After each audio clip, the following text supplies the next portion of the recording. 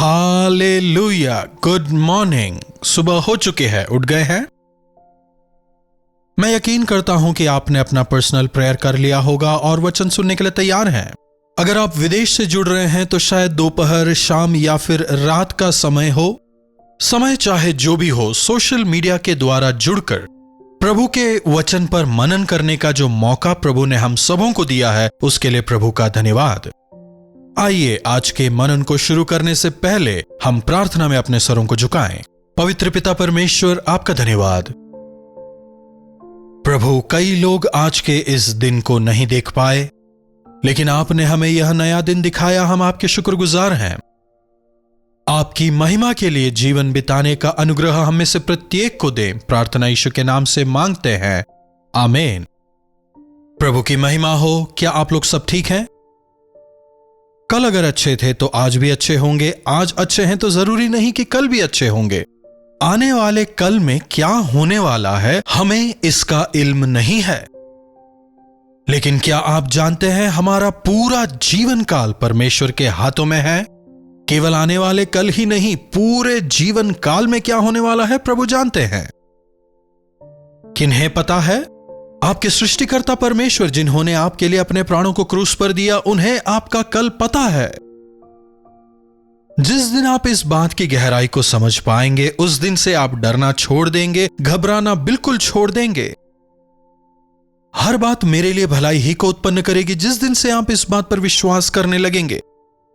जब आप अपने जीवन को पूरी तरह प्रभु को समर्पित करेंगे, परमेश्वर के लिए असंभव कुछ नहीं है। जब आप यकीन करेंगे, जब आप प्रभु से याचना करने वाले हो जाएंगे, आशीष पाएंगे।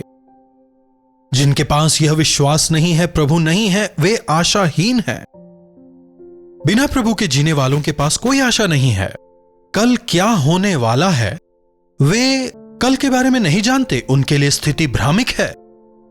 लेकिन जो प्रभु को जानते हैं, अगर वे भी इसी स्थिति में रहते हैं तो दुखद है। मैं प्रभु पर विश्वास करता हूं, लेकिन मेरे कल का क्या होगा मुझे नहीं पता। मेरे बच्चों का क्या होगा मैं नहीं जानता। कई बार ऐसी अनावश्यक घबराहट में हम जीते हैं।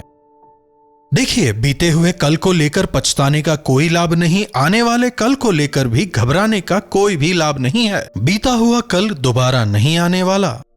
आप कितनी ही इच्छा कर लें, कितनी ही कोशिश करें, लेकिन बीता हुआ समय आपको दोबारा नहीं मिल सकता। बीते हुए कल से सीख जरूर ले सकते हैं, लेकिन पछताने का कोई भी लाभ नहीं है।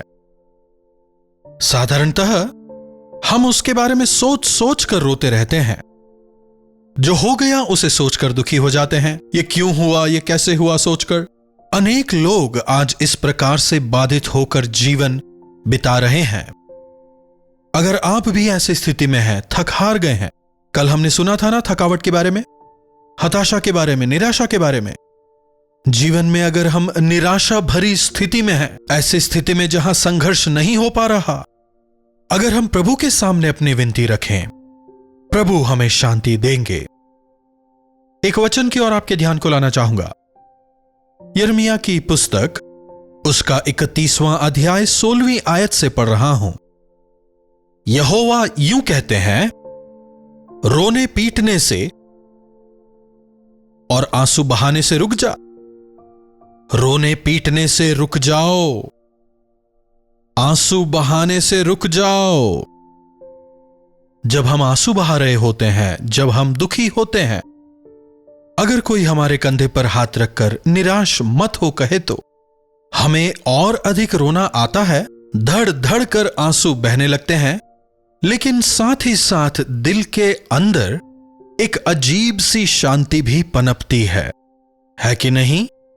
जो दुख था, जो निराशा थी, बाहर जाता हुआ लगता है। देखिए, इंसान जो हमें तसल्ली देते हैं, वे केवल अपने शब्दों से हमें तसल्ली दे सकते हैं, लेकिन दुख का जो वास्तविक कारण है, क्या वे उससे हमें छुड़ा सकते हैं? मरियम मार्था का भाई लाजर जब मर गया, बाकी तमाम ग्रामवासी आकर दोनों बहनों को तसल्ली देने का प्रयास कर रहे थे। उनके साथ मिलकर रो रहे थे। कितने दिन हुए? 4 दिन से वे रो रहे हैं। वचन बताता है 4 दिन तक प्रभु नहीं आए, और जब प्रभु आते हैं तब भी वे रो ही रहे थे। उन सबको रोता हुआ देख यीशु की आंखों में भी आंसू आए। वचन हमें बताता है वे लोग लाजर मर गया कहते हुए आंसू बहा रहे थे, लेकिन यीशु मसीह आंसू किस वजह से बहाते हैं? जब यीशु मसीह अपने प्रिय जनों की आंखों में आंसू देखते हैं, वे भी आंसू बहाते हुए उनके दुख में सहभागी होते हैं। समझ रहे हैं? हमें रोता देख हमारे प्रभु भी आंसू बहाते हैं। हमारे आंसुओं को वे पहुंचते हैं। प्रभु हमारे रोने को रोकते हैं। इसीलिए प्रभु के सामने आंसुओं के साथ की गई प्रार्थना कभी निरुत्तर नहीं जाती, जरूर जवाब मिलता है। अगर आप प्रभु के सामने आंसू बहाते हैं तो वे चुप नहीं रहेंगे। मत रो, अब बस आंसू बहाने से रुक जा, क्योंकि तेरे परिश्रम का फल मिलने वाला है और वे शत्रुओं के देश से लौट आएंगे। क्या बच्चों के ना रहने की वजह से रो रहे हैं या धोखे की वजह से रो रहे हैं? आपने मौके खो दिए इसलिए रो रहे हैं, या फिर किसी ने आपको बुरा भला कहा इसीलिए?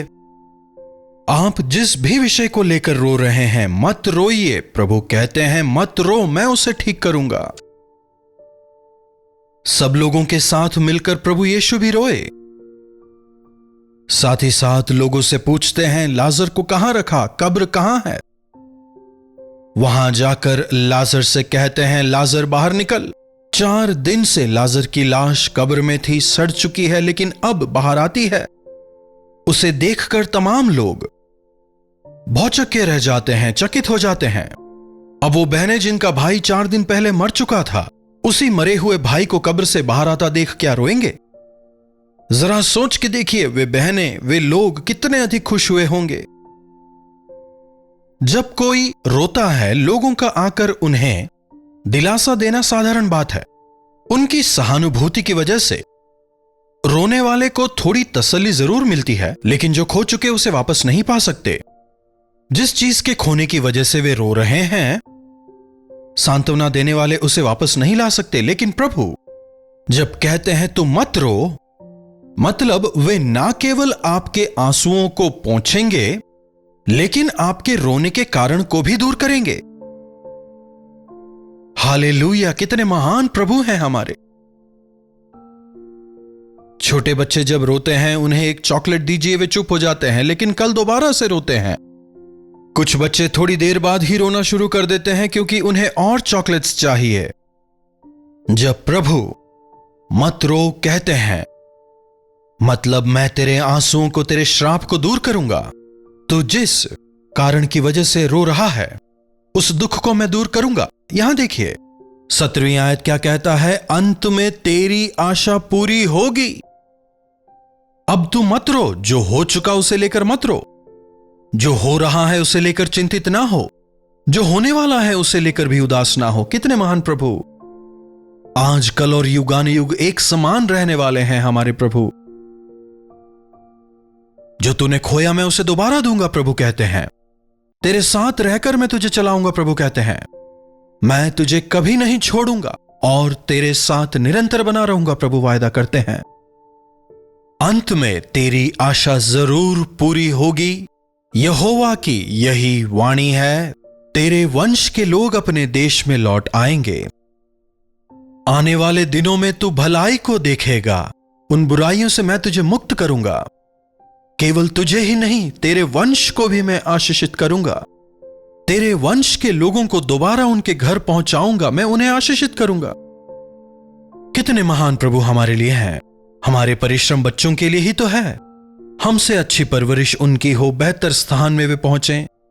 हमारी जिंदगी तो ऐसी हो गई, कोई बात नहीं, लेकिन हमारे बच्चों की जिंदगी ऐसी ना हो। वे अच्छे से पढ़ाई लिखाई करें, अच्छे सेटल हो जाएं। बुढ़ापे में वे ही तो हमारा सहारा बनेंगे, कहते हुए हमसे जितना बन पड़ता है हम उनकी अच्छी परवरिश करते हैं। लेकिन कितने बच्चे आज बड़े होने के बाद, सेटल होने के बाद अपने माँ बाप का ख्याल रखते हैं, या फिर जीवनों में विफल हो गए हैं। हमारे बच्चों का भविष्य क्या होगा कहकर कई सारे माँ बाप चिंता में रहते हैं, काफी व्याकुलता में रहते हैं। लेकिन प्रभु आपको एक वचन दे रहे हैं, तुम चिंता ना करो, तुम मत रो। तुम्हारे बच्चों को लेकर तुम चिंता ना करो, कल को लेकर तुम दुखी ना हो।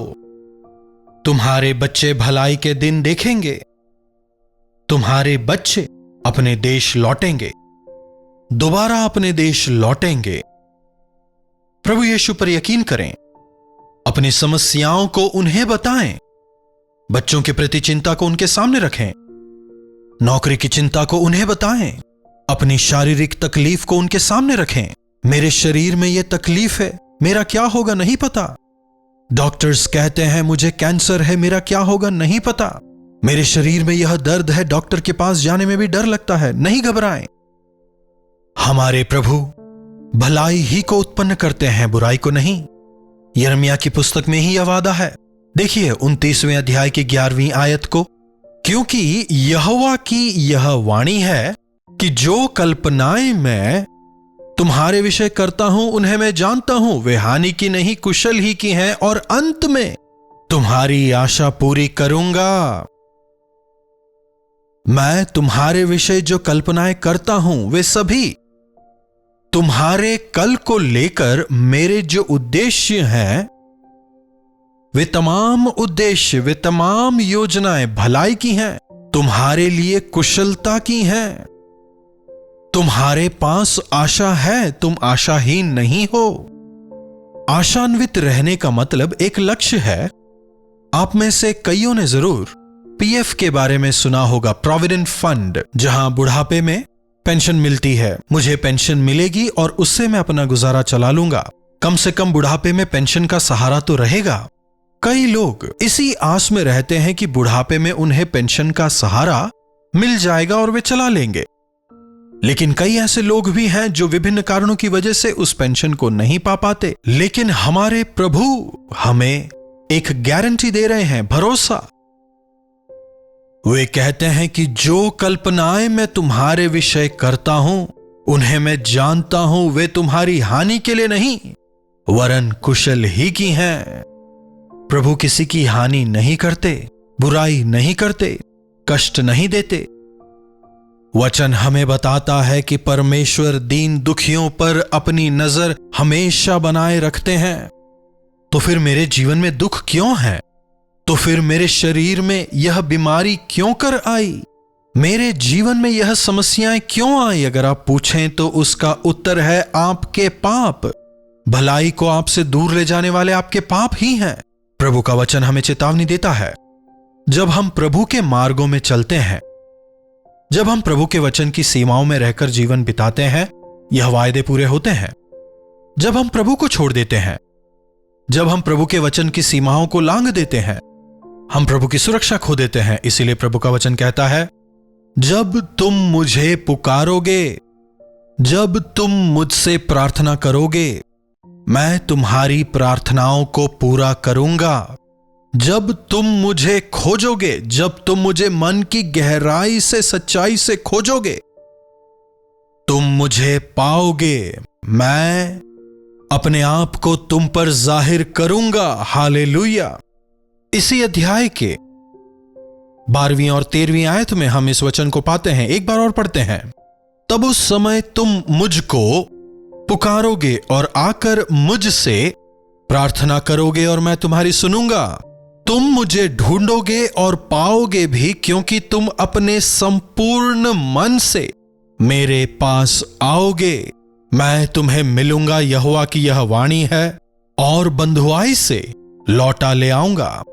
हमें लगातार उन्हें खोजना है, प्रार्थना करते रहना है, यही कुंजी है। हाँ, ऑटोमेटिक प्रभु की आशीषें मुझे मिल जाएंगी, मैं अपनी इच्छा अनुसार जीऊंगा, मुझे जो करना है मैं करूंगा, लेकिन प्रभु मुझे आशीष देते रहेंगे। अगर आप ऐसा सोच रहे हैं तो गलत है।